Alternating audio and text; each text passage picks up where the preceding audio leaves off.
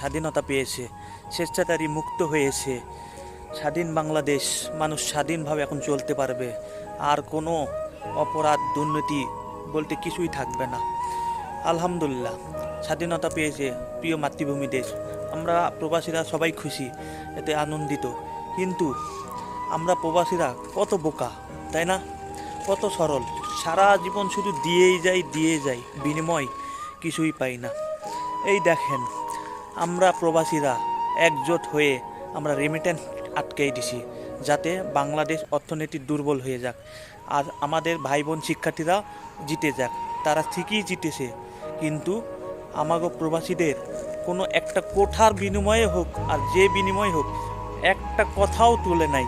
আমরা প্রবাসীরা যে এর পিছনে, আন্দোলনের পিছনে হয়তো না যেতে পারি, কিন্তু তাদের সমর্থন করার জন্য আমরা যতটুকু করা, এর দূর থেকেই আমরা করেছি। কিন্তু